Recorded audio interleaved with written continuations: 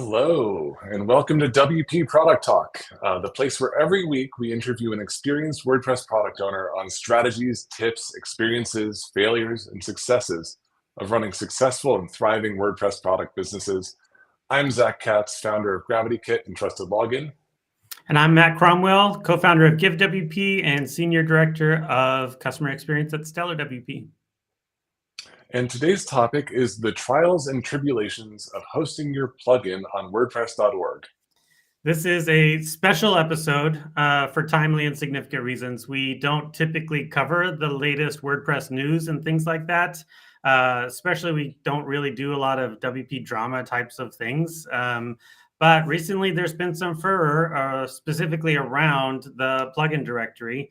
And we actually just happened to accidentally have already invited a really special guest named Mika Epstein to be on exactly this week. And we just thought all the stars are aligning. So we should just do this in a different format, a different way. So to kick us off, I want to give just a little bit of context first for anybody who might not be totally in the know. But essentially, over the last week or so, we experienced a couple different things. One is that it was highlighted that the plugins and I believe also the themes, no, just the plugins, have been ported over or copied over to WordPress.com. In terms of like the content of the plugin pages. This was highlighted by John Blackburn, who's author of the user switching plugin, which I love that plugin to death. I use it on every single site. And he's actually written quite a few plugins, but that's just one of them, of many. He highlighted it because it has some SEO implications. He went to search for his plugin and he found that WordPress.com was showing up at the top of the list. And some of that is kind of a weird experience when you go to that .com listing. You get when you want to, if you're interested in that plugin, there's a button that says Get Started. When you click Get Started, it takes you to a sign up form for WordPress.com. That's a very radically different experience than what we're trying to educate our users on when we want them to use our plugin. And there's concerns around SEO, duplicate content, things like that. It was a good concern. It was a good highlight. And honestly, I don't know of any previous discussion that was saying, oh, heads up, everybody, we're going to have all of the free plugins also on .com. I think it was a worthy and valid call out. Zach, am I tracking? Does that sound about right? Yeah, I think one of the things that WordPress.com did that got people frustrated was that it says free on the business plan, that a free plugin that's on .org for free. On .com, it says free on the business plan for WordPress.com, suggesting that the plugin itself is only available if you were to sign up for a paid plan on WordPress.com. Yeah, for sure. Of course, WordPress.com is one of the few hosts. I'm not sure if there's really any hosts really that does provide a free tier. And that is interesting and a unique offering that WordPress has done for forever. But you can't install plugins on the free tier at all. You have to have a paid tier in order to install plugins. But I mean, you have to have paid hosting to install plugins anywhere. So it's kind of like one of those 50-50 kind of situations. The whole thing got actually even more heightened when Matt Mullenweg got involved and started talking about, like, what would we do about these things? I can't control Google, things like that. A lot of his responses seem to be a little bit defensive. And folks kind of doubled down on their criticisms and also got a bit pointed in the way that they talked about these things. And then some additional tweets happened, which were what's the best, most kosher way to say it? He got very pointed and personal in some of his attacks on plugin authors specifically. I'd say demeaning is one way to characterize them. Yeah, demeaning, undermining them in terms of whether or not they were successful as product owners at all. Specifically, Dan Cameron, Jason Coleman, things like that. Some of these tweets have been deleted, I will say. But it was rough and hard to watch happen like a train wreck happening live on the Twitter sphere. But to catch up on all of this in really constructive ways, Zach has some links for us. We're going to put them in the comments, and we're going to post it on our website when we post this episode later. But the Tavern actually covered this twice in two different ways. One, they first, Sarah Gooding, as always, did a really great job showing how developers raised the concerns about the .com content specifically. And then she did a follow-up talking about how developers really didn't felt damaged, they lost a lot of trust in the WordPress leadership because of the way in which Matt behaved on Twitter in particular. Another really good one, a very short read, a very short listen, is from the WP Minute. Matt Medeiros did a great session of the WP Minute where he highlights things that Josefa has said about how WordPress can change your life and how WordPress has so much impact. And he said that can also go in a negative direction too when leadership is kind of undermining our success as well. So I think all of those things are really great reads for context for all of this. Last one I want to do before we bring Mika on, who's sitting there waiting patiently, is Zach also did a really excellent write-up and that I really hope everyone could read, in which he talks about how we have a code of conduct in WordPress in general. And in some ways, it really appears as if Matt Mullenweg himself might have violated that code of conduct. And the way you worded this, Zach, I think is just exceptional. The way you walked through it in a very constructive manner and really specifically highlighting that WordPress is people, which I love that background, of course. But I'd love to hear just a little bit, and I'm sure everybody else would, just what were your motivations for the post? What made you really think like this needs to be said, this needs to be done?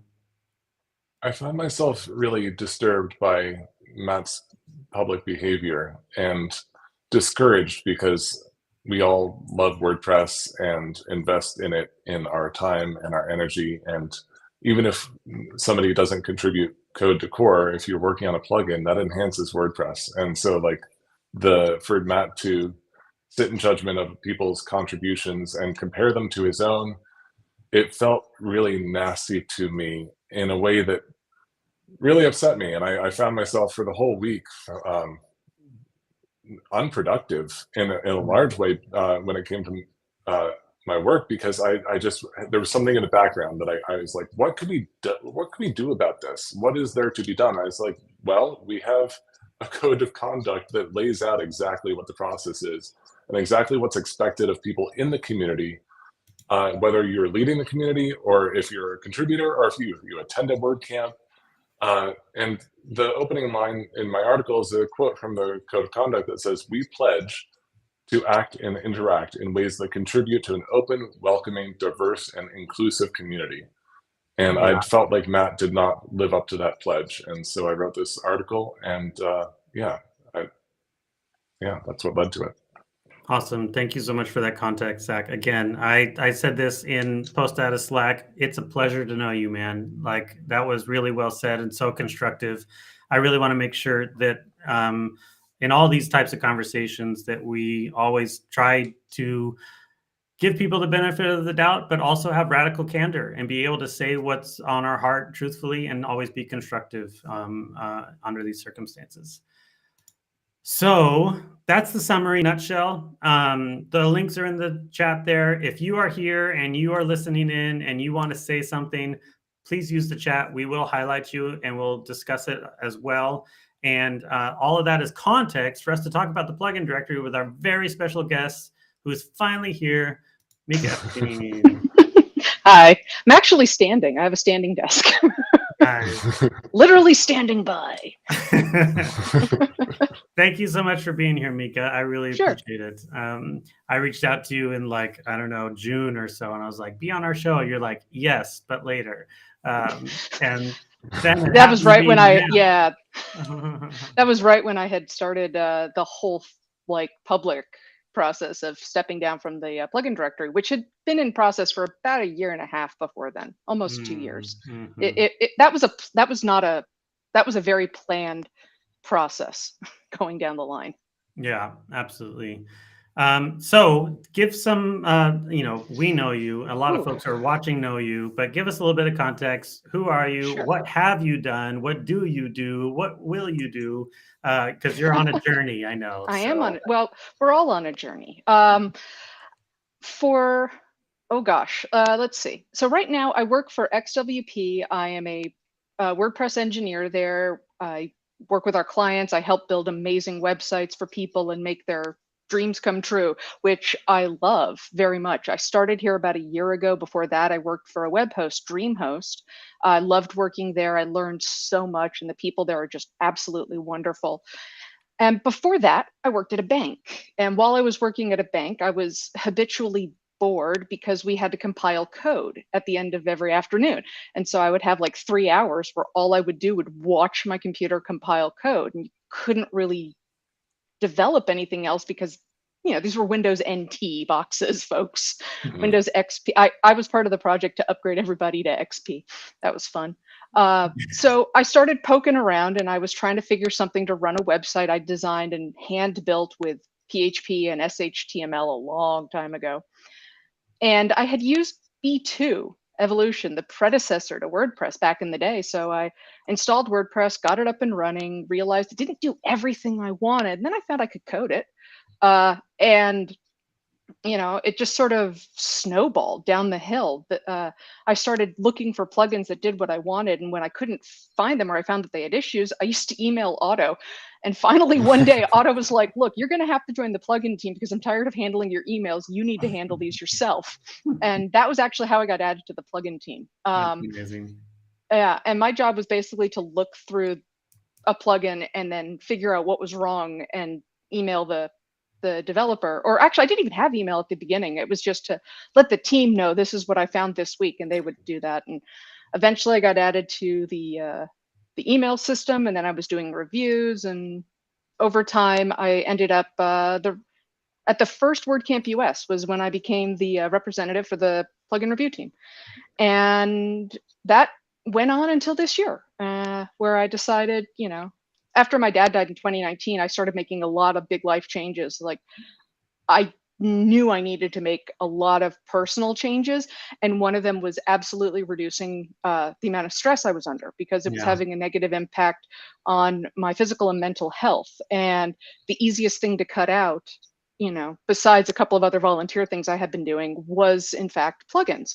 And I didn't want to, because I love doing it, but I was tired, and I realized I'm not able to do everything. I need more help. I need, a group. And thankfully, we were able to set up a group. I wish I'd been able to do more to figure out onboarding, but that was never my strong suit. And I was like, I don't even know how to write all this. So it was kind of winging it.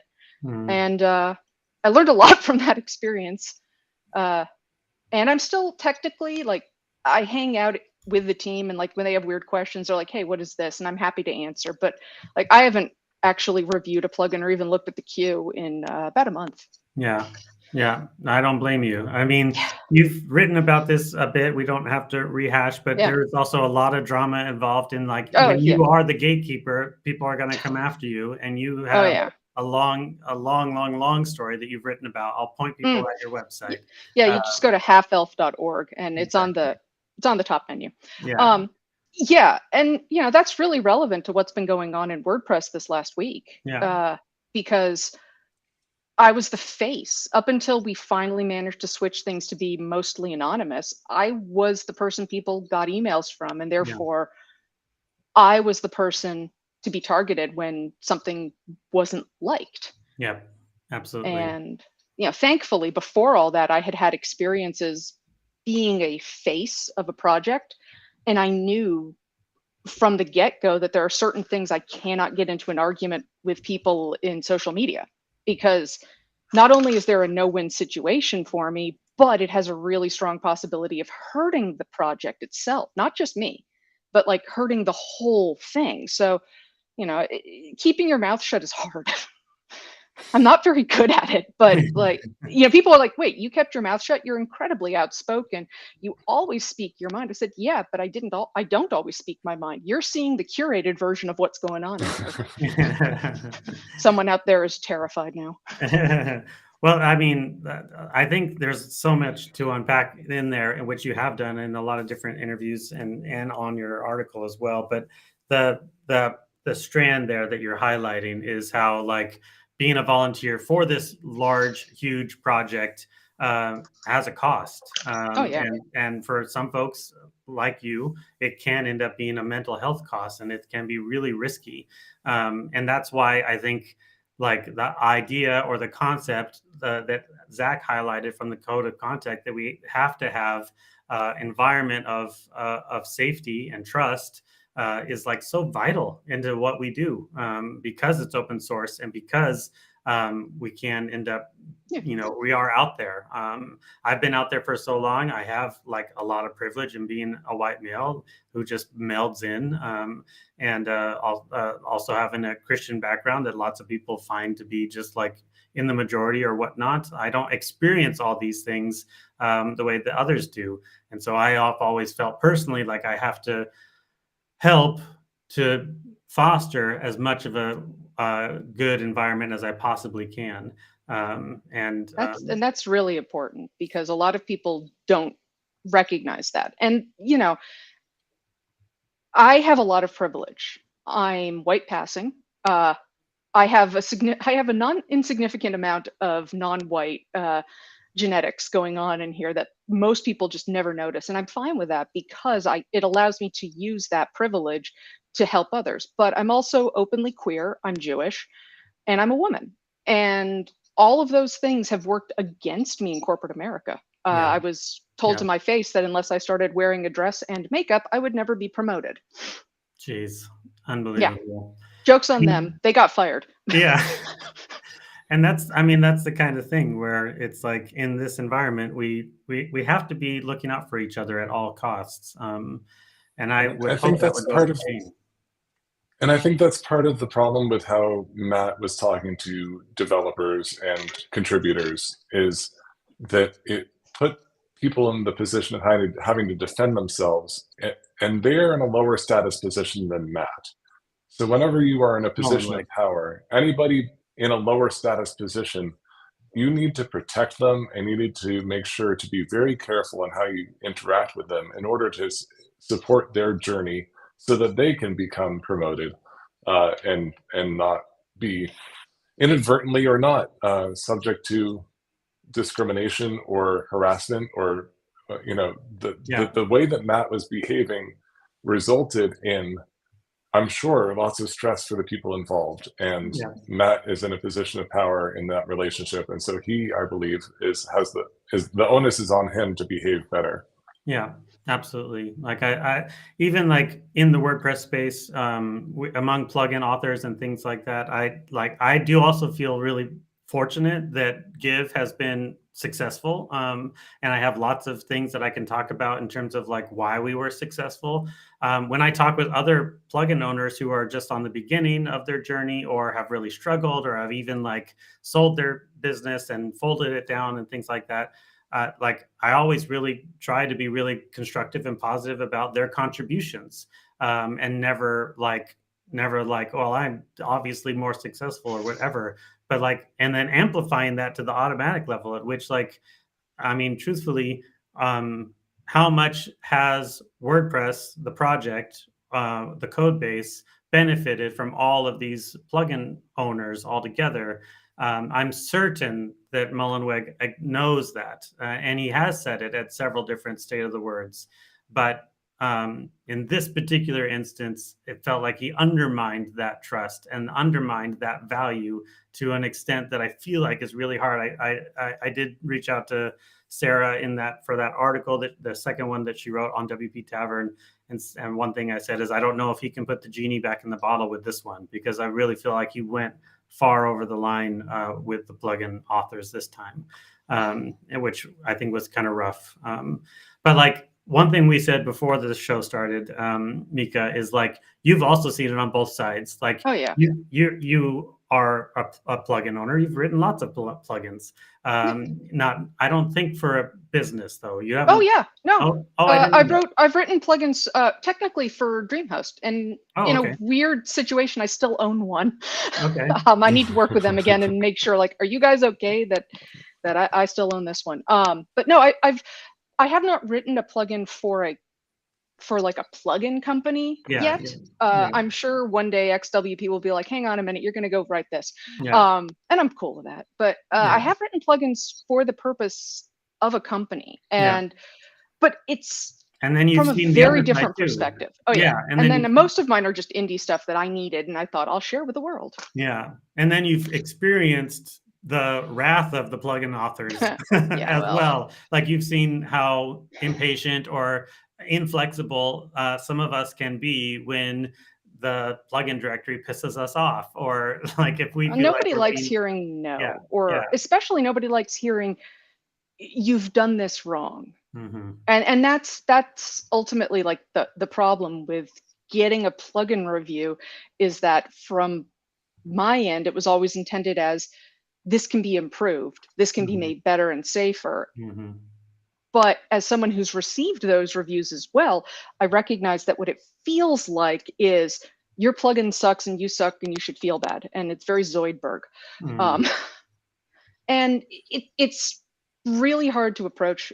Josepha was instrumental in helping me rewrite a lot of the predefined replies for plugin things so that they came off firm but gentle. And you have to be firm, because like some things there's no brokering. You're including your own copy of jQuery. That's just a flat no. You're making a curl call because the service that you're calling actually won't work if you use the WordPress API to make the call. Okay, that can be allowed. And it's just a matter of going through things with people and having them explain. But it's really hard sometimes to get people to stop being frustrated that they just got told no, and get them to reread the whole thing that says, hey, if there's a valid reason, let us know. We could be wrong. And instead it sort of felt for a lot of people, I guess, like the word of God. And I'm like, no. I am not Moses, I am not Aaron. I am just Mika saying, hey, these things look shaky. And Jonah. They're not how I'm not really keen on whales that much. So for plugin authors and product owners who have interacted with .org and now they have a .com listing. Oh yeah. I'm curious to know what you what recommendations you have for them for how to handle this situation where your listing gets scraped and you're now on two websites and you don't know which one this isn't the people are first going to time. be looking at. That's the thing. Everybody's going, oh, this is .com. This is the first time. It's not. There was, and I'm blanking on who it was. Some other company actually made a full copy of the repo, and you could go and see people's plugins and download them. And the only reason that I knew this was that someone had closed a plugin on .org, and then they emailed us complaining that we didn't take it down from this other site. And I'm like, that's not us. You kind of got to talk to them directly. I'm sorry. And they were really upset. They're like, well, I've talked to them and they're not removing the plugin. I'm like, well, there's literally nothing I can do. That is someone else's website. Send them a DMCA, which I hate saying. But the reason that this one, I think, blew up more than anything else is because, as Matt pointed out, if you're logged in to WordPress.com, you get redirected to WordPress.com. That comes up as the #1 hit. And that makes sense. Except if you work for an agency, the odds are you're logged into .com all the time because you possibly have at least one VIP client. So you're logged into .com. And that means for me, I was always getting redirected to .com. Now, the benefit to that is that I am an intelligent person who recognizes, oh, Google's silly.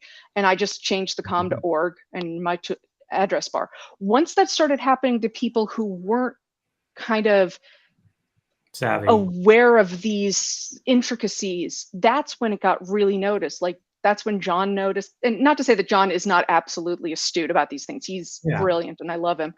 But once more people started noticing it, then it became a thing. Then it became, hang on a second. And, you know, it is a problem because, yes, absolutely, anyone is free to scrape the .org directory and do with it what they will. All the code is GPL, off you go to the races. Technically speaking, yeah, absolutely, you can do it. But much like how I have very strong opinions about don't copy premium code, even if it's GPL, and give it away for free, it's not because it's illegal. It's because it's just kind of it's a not good look. Yeah. I have a more vulgar way of saying it usually, and I'm not going to do that here. Yeah. But it's not a good look. Because, legal, not particularly moral. Yeah, well, I try to avoid a moral argument because, like, my moral, we talked about this before the show, my morals are heavily influenced by my Jewish upbringing. And I've recognized from an early age that it does not mesh with my peers a lot of the time. But in this case, my first thought was, this is really cool for people who are using .com because it helps them upsell, which is important because WordPress.com gives away blogs for free. And in order to recoup that cost, and believe me, that is a massive cost. I've worked for a web host. I know how much this stuff costs. In order to recoup, they need to upsell people and move them to business plans. Sure, this makes sense. And if by telling them, hey, you can get these cool plugins if you move to our business plan, that's intelligent from a business standpoint. But from a community standpoint, that's when it starts getting real shaky. Like, how do you balance the two? And, you know, my first thought was, I think PatchStack has done this already. It's like they've put a thing in their README that says, hey, you can get this for free on .org. Yeah, which is cool. Yeah, I think that was pretty smart, and that was pretty savvy. I like that. But I mean, like I was mentioning earlier, with the nuances of how it's on .com, there is a little badge that says you can do this on your self-hosted site. Just download it here. Yeah, but that's only letting you download the zip. Yeah, I would have had it linked to the .org page. Yeah, you know, learn more about this plugin on WordPress.org. Exactly. Would be, and like 2 buttons. If you wanted to download, honestly though, it's like the old download button that we had on WordPress.org ages and ages ago. If you click the download button, it downloaded WordPress and you didn't know what to do. Exactly. And so then they changed it to go to a download page that explained, and then you download, and that helped a lot of people. And I kind of feel like they need to do that again, like to have a, you know, self-hosting WordPress, go here, and just help redirect them. It would let them keep the benefit, but at the same time boost the community. And by boosting the community, you encourage more people to develop plugins. More people develop plugins, there's more people using WordPress. More people using WordPress, we all win. Yeah, absolutely. Let's talk a little bit about the nuts and bolts with the plugin review team. Amber Hines, a co-host, is here, and she has a really good question. Mika and I had a conversation on Mastodon about possibly having ongoing automated reviews and public badges for plugins for things like security, accessibility, etc. Would love for us to discuss that. They're actually working on that. I'm so proud of them. So fairly recently, it was made public that there is a tool that they're like an actual plugin check. Yep, that's going to be able to tell you when you've missed certain things. And one of the things it is actually telling you is like translate. Now it's pointing out, hey, you didn't put a translation explanation in there. I was never able to sit down and have the time to sit and do it while still handling reviews and the security situations and all the other nuts and bolts of the plug. And that was really the problem, is that like I was a one-woman show for a little while, and it's really hard to do everything. And where I absolutely dropped the ball was in 2 places. It was in clearly documenting what I was doing day to day. I fell into the same trap that WordPress core had in the early days, which was, how do you do a release? Because there was one person, Andrew Nason, was basically doing it. And so it's really hard to stop and like, what am I actually doing? Because it starts becoming muscle memory. So with a bunch of new people coming in, they were able to look at it and go, well, you know, this is great, but it takes time. If we spend time in the beginning to set up an actual tool that does plugin checks, that will do things like security, and will tell you before you submit the plugin, hey, these are things that are going to hold you up. Are you sure you want to go? Yeah. Which is, we've had a few background things that were always running in the, like that prevented an upload. And people mostly saw those as, hey, you started your plugin name with WooCommerce. You can't do that. It's trademarked. Yeah. Yeah. Trademarks. Yeah. I reached out to Gustavo Bordoni, who's on the plugin review team now. I asked him the question. I was like, hey, you know, everyone's looking at the plugin queue, and it's like 1,200 plus plugins in the queue, and 90 days out till we're going to get reviews. We're used to the Mika days when it was like 3 to 5 days. You know, what's the story it's there? Not really a fair comparison. It's not. Let me tell you real quick what his response, though. He was kind of tell me. I was like, so what's the deal there? He's like, we are onboarding more members, but training takes time. So hopefully as people get more experience, we will be able to address the existing queue faster. But ultimately, the goal is to leverage the plugin check plugin to address the massive amounts of plugins that are getting submitted. Eventually, the plugin check plugin will be part of the submit form in some way, and that will help us to avoid most of the problems that we have to tell people to fix. Our plan is to release a version of the plugin check plugin soon, and we're hoping for, he says, we're hoping for this week or next week, which is a big deal. So I've been wanting a plugin check plugin forever. I've been jealous of theme developers in that way only for a long time. Yeah. Well, the biggest holdup with that has always been the complexity of what plugins are. And I say this without ever wanting to bash the hard work that goes into theme development. I do it myself for work. Theme development is more or less straightforward. You're making a theme. It has to interact with WordPress in a very specific way. And yes, you can make really cool features and things, but at the end of the day, you have made a theme, and it must be a theme. Now go look at plugins. What are they? Anything, whatever you want.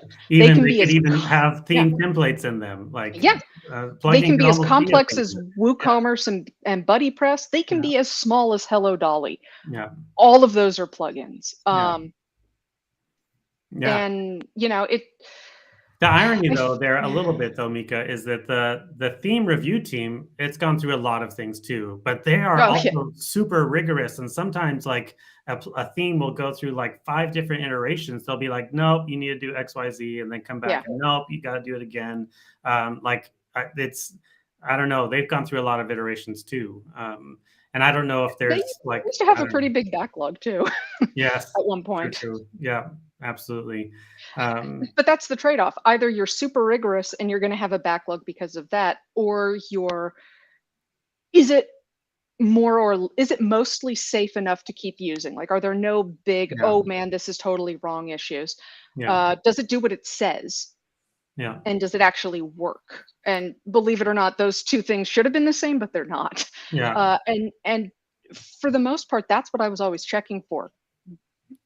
Is it safe? Is it doing what it says? Is it actually functional? And if it passes all those 3, even if it's not accessible, I know. Even if they didn't do the translations properly, I might warn them, hey, you're using variables for a translation. You don't want to do that. It's going to break the system and you won't get your translations. You know, but the reason that I was doing that was, A, it was a lot of things to cover.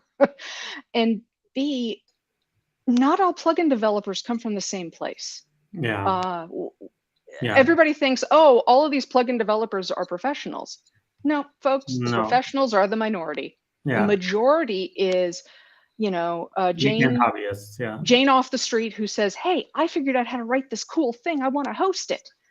And I wanted to encourage those people and make them part of the community, because once they got a plugin approved, I would hear from people at WordCamps, oh, I'm so happy you approved my plugin. I feel like I can do anything. You gave me the confidence to go. I'm like, that's good. That's good for the community. And trying to balance those two things, it's rough. And right now we're at a point where WordPress plugins have to start looking harder at the security issues, because we've got some bad actors in the community who are going to 0-day you.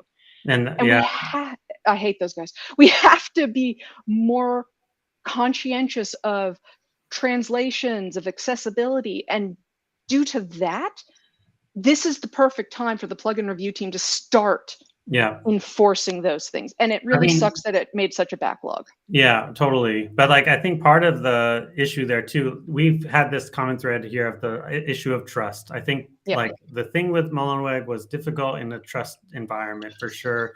The thing about plugins is also there's a lot of trust going on, because from when you submit your plugin, there's a review process. But once it's been submitted and approved, there's not a whole lot. I know that you scan, I know that you scanned regularly, and you can't catch everything in those giant scans either. No. But like there was talk about using WP Tide for a long time, but like I think there's this. What I mean about the trust part is that the trust that users have in WordPress is most often eroded because of plugins. Or plugin conflicts, or because plugins are the things that are vulnerable, that let their site get hacked. And I think there's a lot of room for us to grow as an ecosystem in terms of ensuring that every release we push out there is a lot safer, essentially. And I don't know what your take is on in terms of what what options do we have from the plugin review side. How gatekeepy do we want y'all to be? Not you all, them all. No, y'all. Yeah. I was always really torn on this. On the one hand, if you're having the plugin review team review every single version of a plugin, you're never going to get through the day.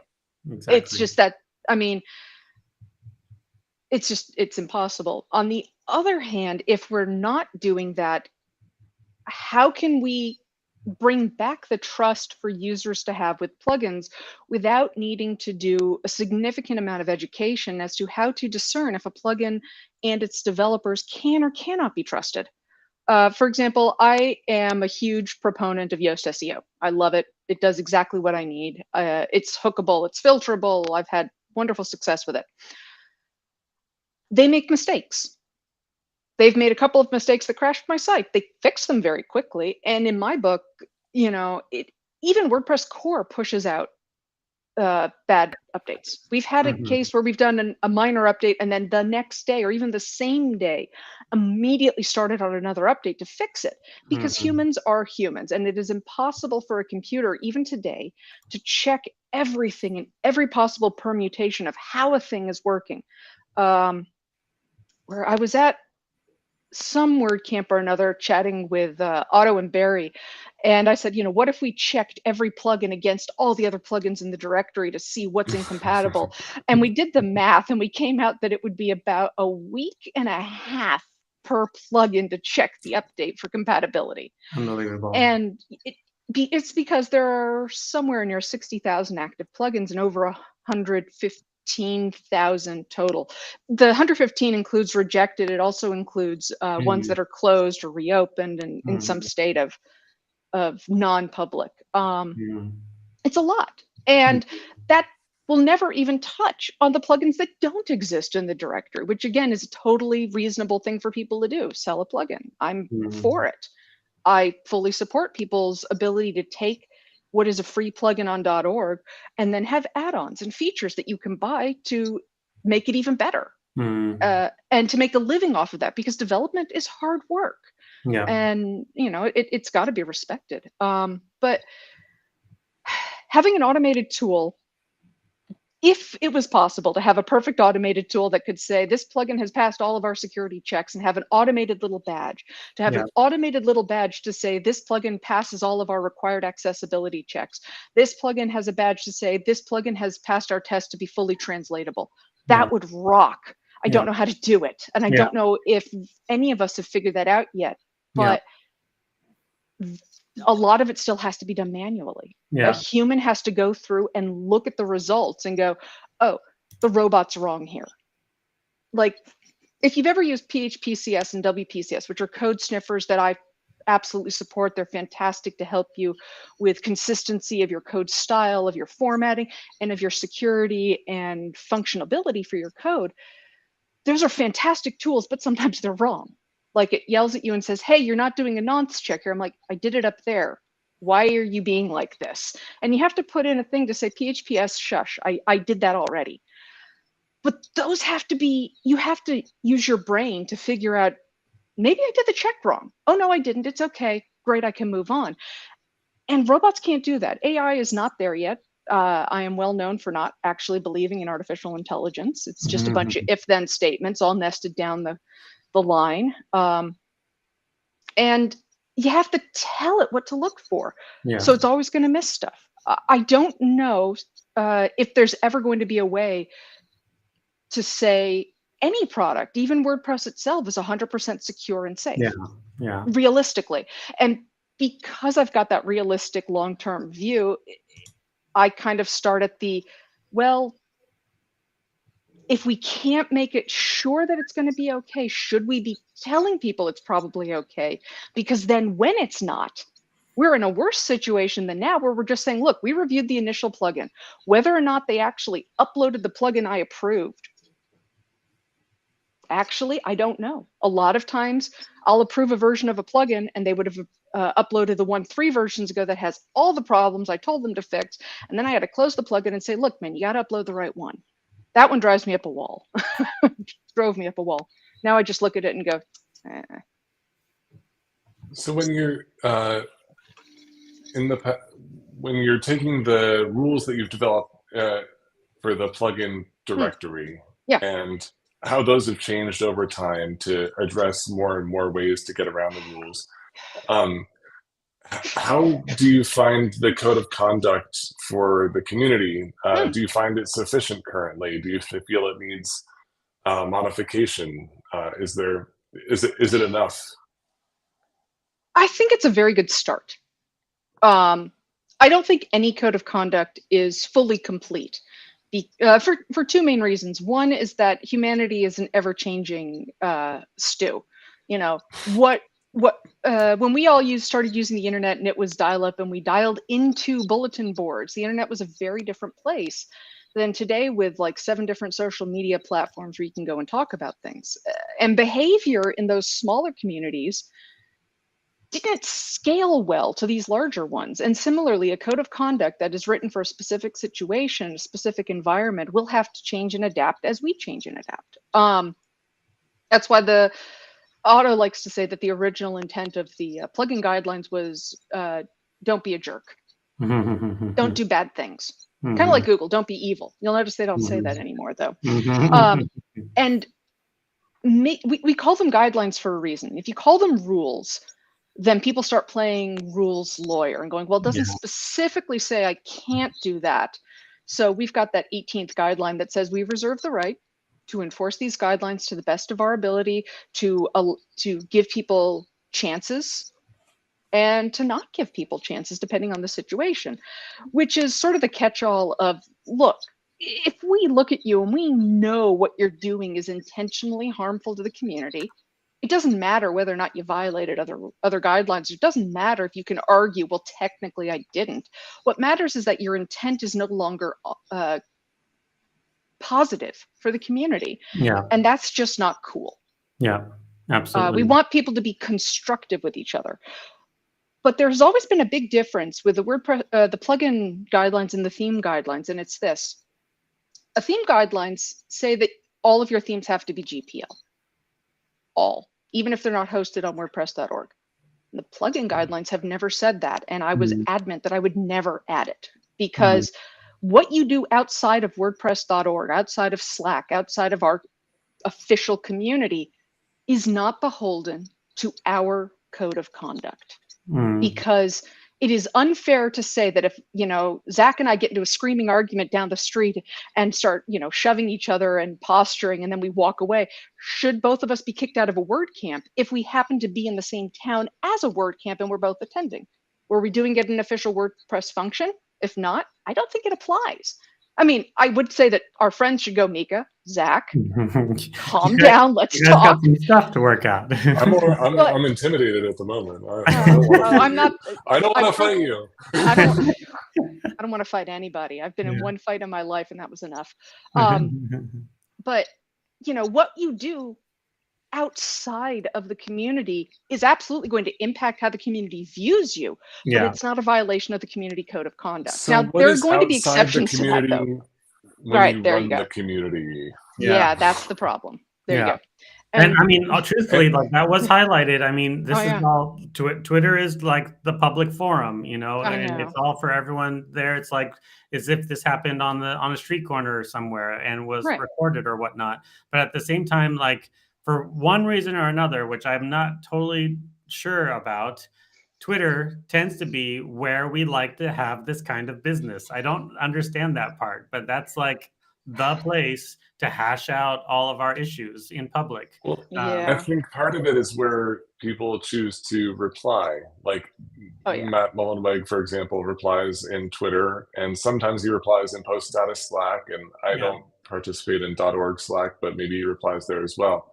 But it's hard to get a hold of him, right? Yeah. So when he replies, that's where the conversation happens. Which I think is weird because like the conversations that we have on WordPress.org make posts, for example, I feel like that could be a lot more constructive since it's also just threaded conversation for the most part. Like, why aren't we having? Well, we do. I have seen very constructive comments on a lot of the make posts.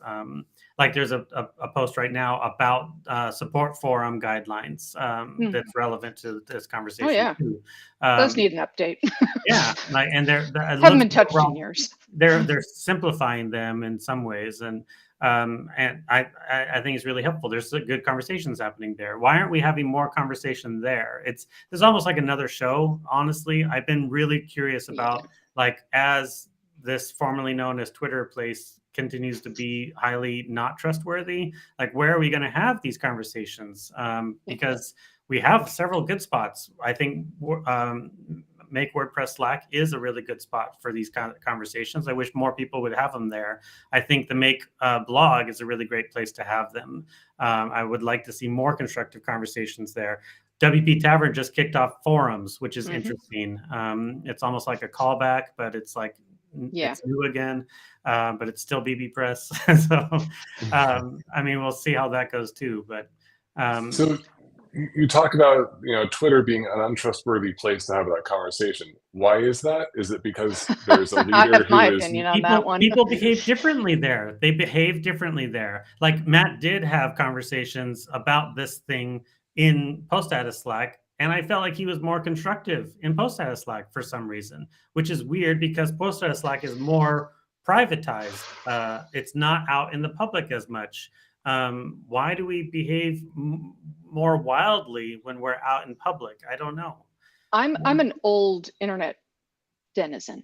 Like dial up, like I had dial the phone, put it on the modem, Novotel stuff. When you're in a small curated place, and I recognize how large WordPress is, so calling WordPress Slack a small curated space is kind of ironic. Like 40,000. Right. But versus when you're on what is effectively the world's largest open forum, and that would be whatever Twitter's called. Whatever's Twitter's called today. I dipped out of Twitter a year ago because I do not support the rollback to their code of conduct as it actually happens. They removed protections against people saying horrible things about people of my sexuality and my gender and my religion, and I don't feel safe there, so I will not participate. And I hold that true, by the way, to any social media that I'm using. If I cannot be allowed to be, I don't want to be there. Absolutely. And it even extended to like, I love WordCamp Miami. We were talking about it before this. I can't go to another WordCamp in Florida until some of those laws change because it is physically no longer safe for me. Not about the WordCamp, about the state. About the state. Yeah, the WordCamp's fine. I just can't go to the state. But the reason that being around the internet for so long, the reason that social media tends to bring out the worst in us is this curated algorithm that is especially true in recent days that you can't turn off. It used to be you could just have your timeline be linear. Newest post on the top, oldest post on the bottom, scroll up and down. You really wouldn't lose a post. Now, if I still have a Twitter account for a project that I work on, and I check it out occasionally. And when I do, and I hit refresh, I get a completely different set of posts. Sometimes I get the same post over and over again for 4 days. that algorithm is being kind of buzz-feeded forward. So the more interaction a post gets, the more popular it gets and the higher up in your feed it gets, so more people see it.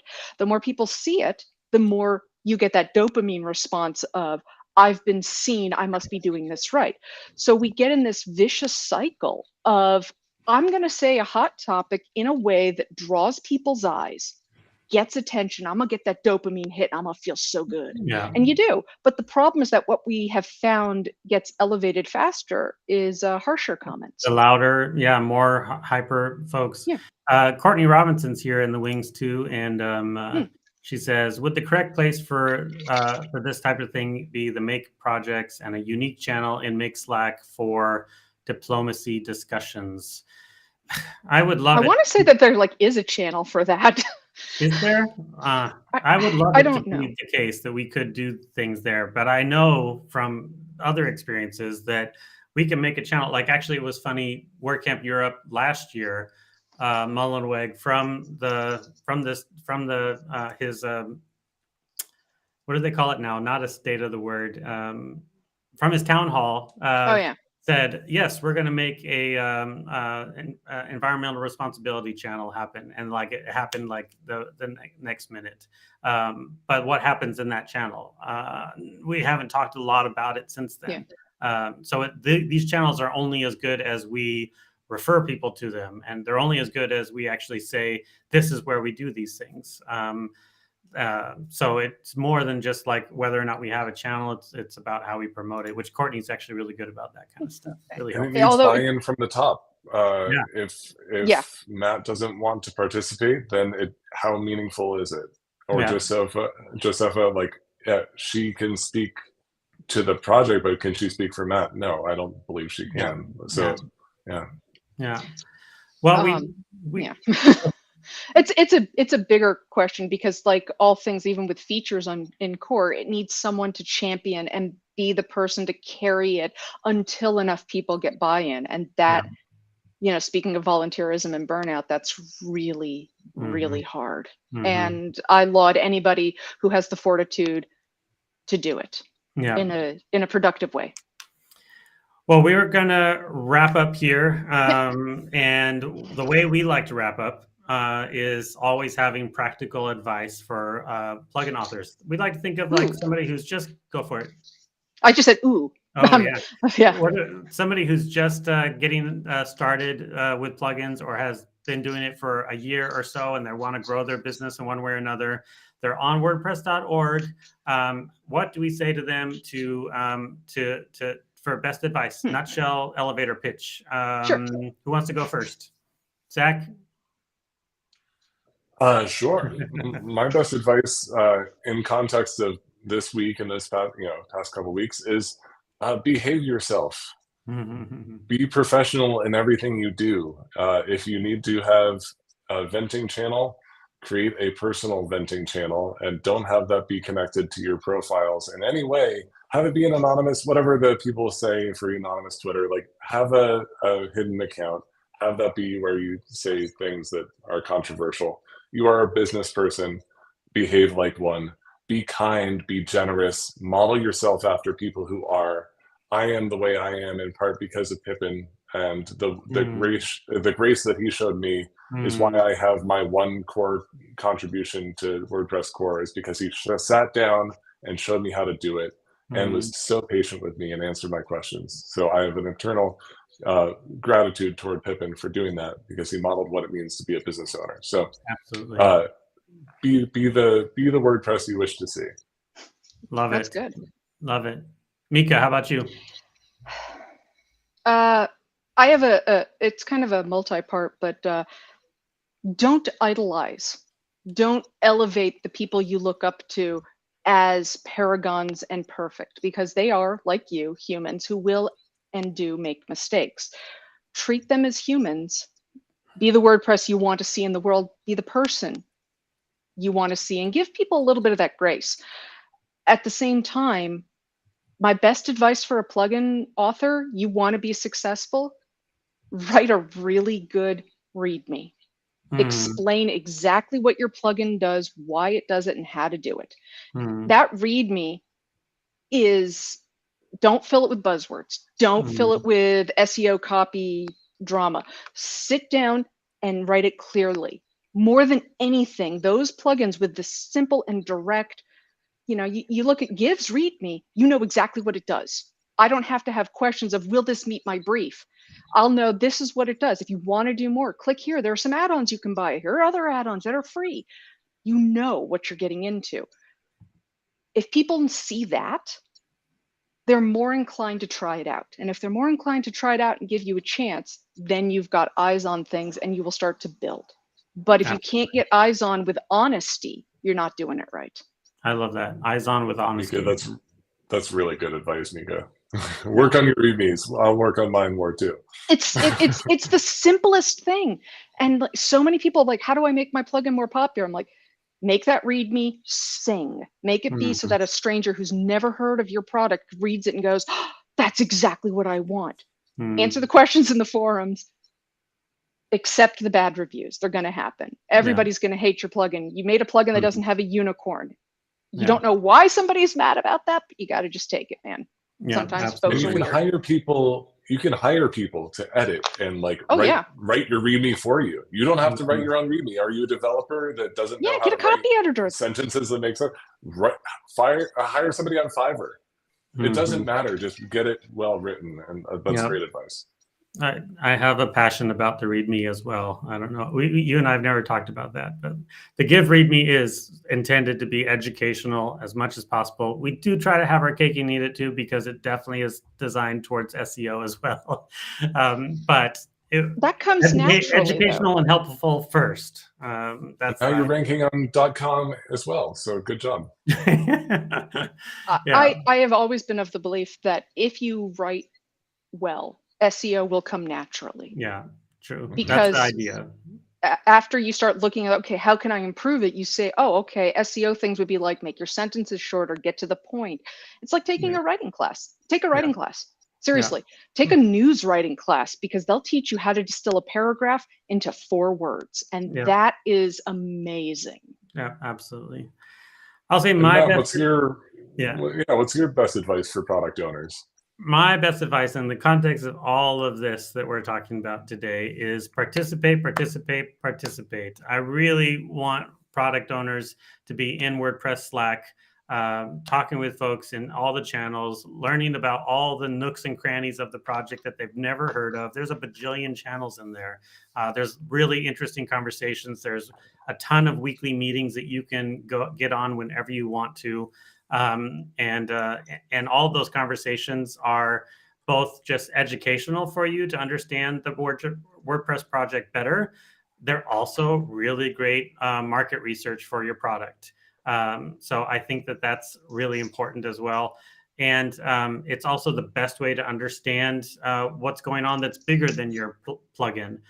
What's going on outside of your plugin and outside of your sphere, and to really get to know other product owners, to get to know other WordPressers, to get to know other people around the planet. So I really like, in this context, it's the best place for you to broaden your mind, to recognize how diverse and huge and powerful the whole entire WordPress community and WordPress project is. So participate. Reach out and say hi to somebody, anybody. I love that. Like, we are all on. I'm on Slack all the time. People are on Slack all the time. Say hi. Introduce yourself to somebody. Anybody you like what they do, just say, hey, I like what you do. I'm me. But don't be creepy. Don't be creepy. It can be hard, but try not to be. Yeah, absolutely. I say that for every single woman out there who's gotten the very bizarre. No, don't be. You are beautiful. I love your code, and you're like, no, okay. No, that's not what I'm talking about. No. But it needs a reminder these days. I'm afraid. Don't be creepy. Yeah. Absolutely. Yeah. All right, folks. Next week we are going to be discussing effective live product demos with special guest Vikas from InstaWP. So I'm really excited to have him on. Been looking for an opportunity to have him here. And next week's going to be great. Our hosts next week are, me again and Katie. So That's next week. Yeah, and special thanks to Post Status for being our green room where we stage all these conversations and we get to prep. If you enjoy the show, please do us a favor, hit like, subscribe, share it with your friends, tweet about it or toot about it. Add us in your newsletters, and thank you for watching, and we hope to see you next week. Thank you. Thanks for having me on. Thanks.